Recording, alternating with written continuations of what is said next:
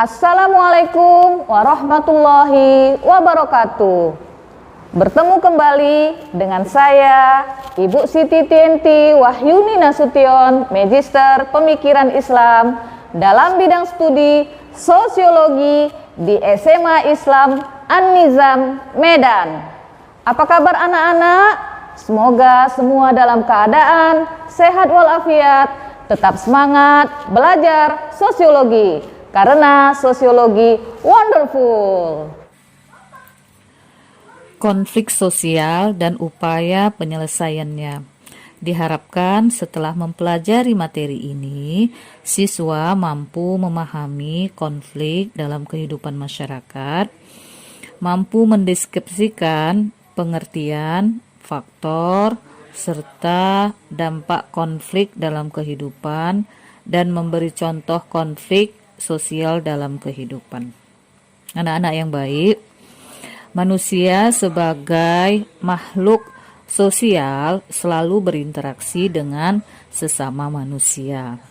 Ketika berinteraksi dengan sesama manusia selalu diwarnai oleh dua hal.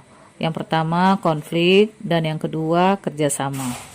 Dalam melakukan interaksi sosial dengan manusia lainnya, tentu tidak lepas dari konflik sosial yang terjadi akibat interaksi tersebut, yang dikarenakan adanya pertentangan-pertentangan yang terjadi antara individu atau anggota masyarakat. Banyak hal yang terjadi di masyarakat yang pada akhirnya berakhir menjadi suatu konflik, baik itu konflik antar individu maupun antar kelompok. Terlebih lagi dalam kehidupan masyarakat Indonesia yang beragam, sangat berpotensi untuk terjadinya konflik.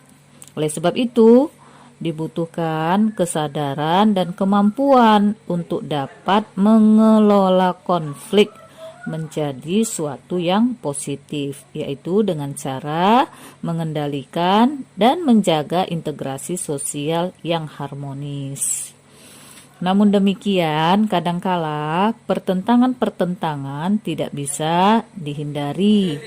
Pertentangan yang timbul dari perbedaan-perbedaan tersebut bisa mendatangkan konflik.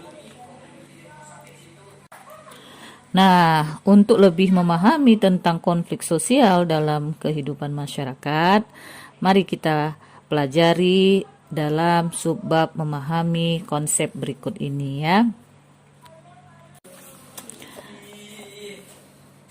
Anak-anak, telah tertanam di dalam benak kebanyakan orang bahwa Indonesia adalah negeri yang aman sentosa, penduduknya ramah-ramah, suka damai, dan tidak suka kekerasan. Itu juga yang mungkin kamu ingat ketika kecil dulu. Memang benar rasanya demikian saat itu. Namun dengan bertambahnya umur, dengan bertambahnya wawasan, dan juga mungkin karena kebebasan informasi yang semakin mudah, maka pemahaman seperti itu mulai luntur.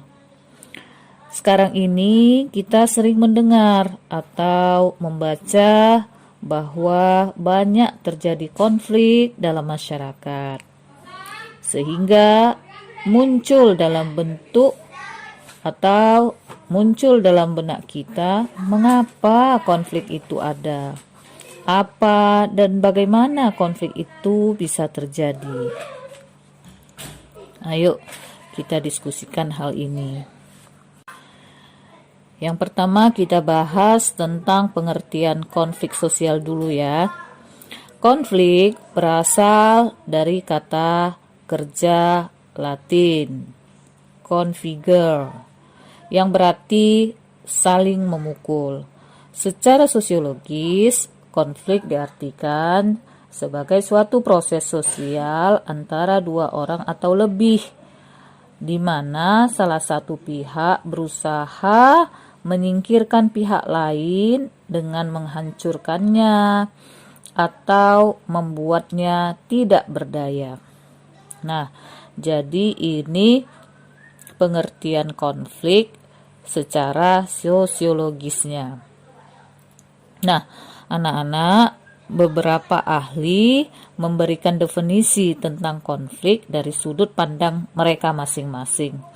Yang pertama, Bernstein mengatakan bahwa konflik merupakan suatu pertentangan atau perbedaan yang tidak dapat dicegah. Konflik ini mempunyai potensi memberikan pengaruh positif dan negatif dalam interaksi manusia. Yang kedua, Robert M.Z. Lawang.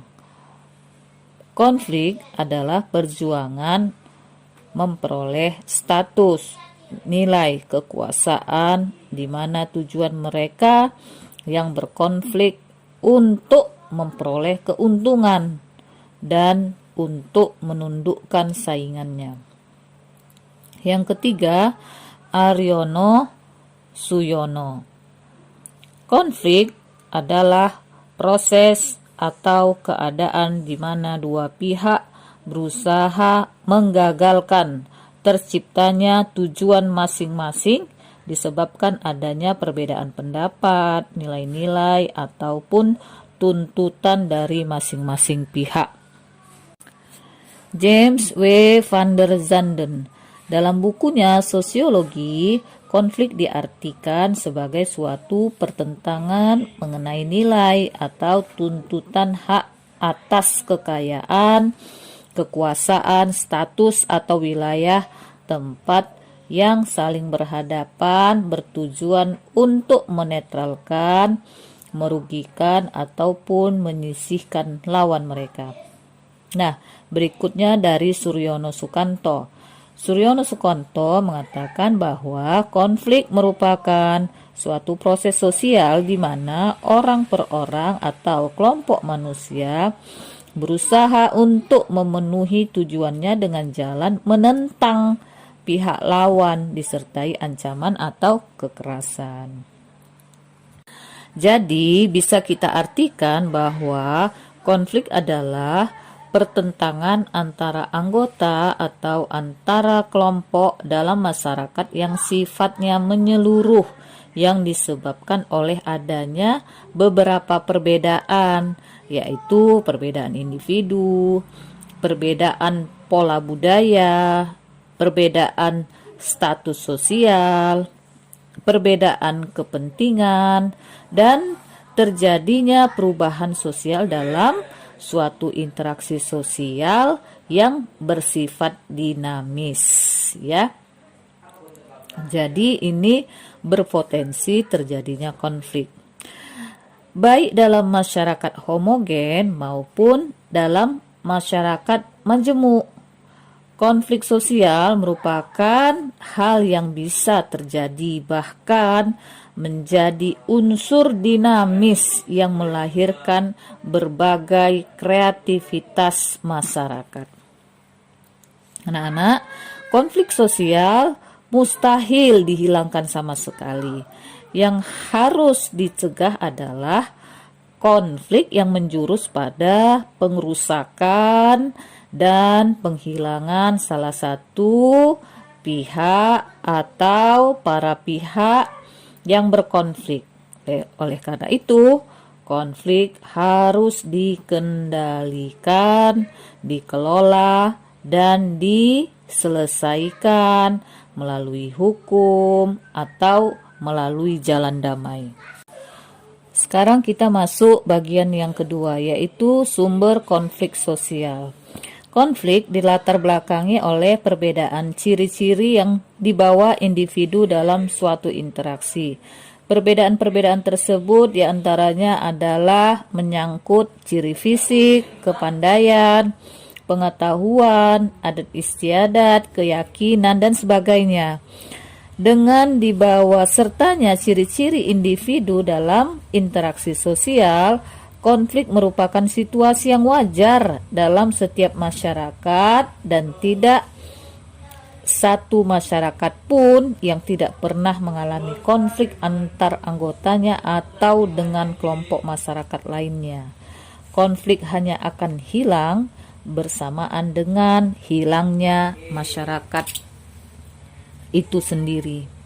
Nah, anak-anak, pada umumnya penyebab munculnya konflik antara lain perbedaan kebutuhan, nilai, dan tujuan, langkanya sumber daya seperti kekuatan, pengaruh, ruang, waktu, uang, popularitas, dan posisi serta persaingan.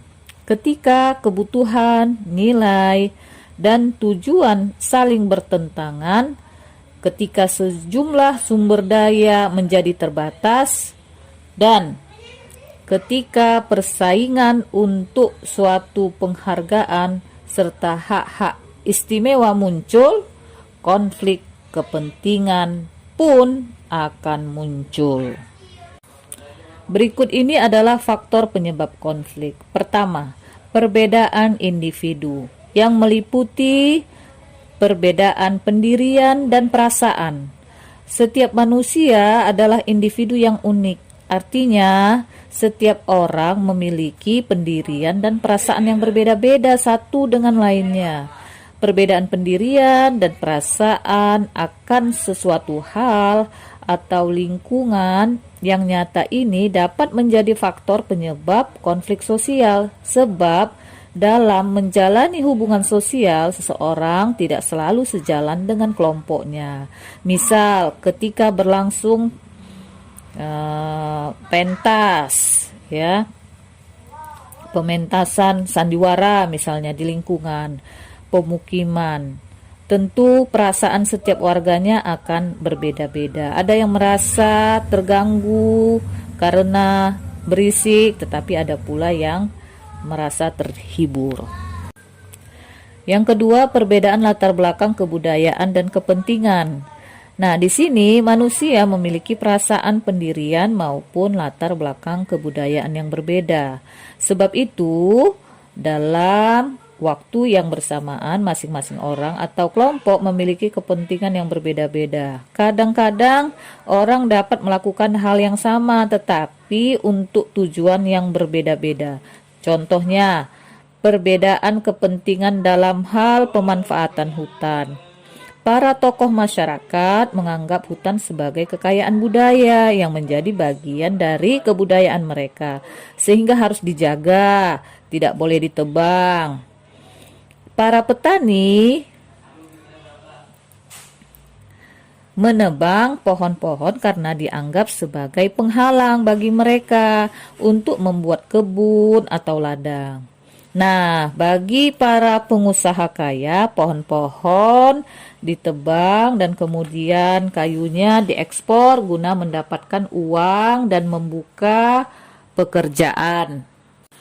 Nah, ada lagi pecinta lingkungan lah dengan tujuannya sendiri. Nah, di sini jelas terlihat ada perbedaan kepentingan antara satu kelompok dengan kelompok lain, sehingga akan mendatangkan konflik sosial di masyarakat. Nah, konflik akibat perbedaan kepentingan ini dapat pula menyangkut bidang politik, ekonomi, sosial, dan budaya. Begitu pula dapat terjadi antar kelompok atau antar kelompok dengan individu. Misal, konflik antara kelompok buruh dengan pengusaha yang terjadi karena perbedaan kepentingan di antara keduanya. Para buruh menginginkan upah yang memadai, sedangkan pengusaha menginginkan pendapatan yang besar untuk dinikmatinya sendiri dan memperbesar bidang serta volume usaha mereka sendiri.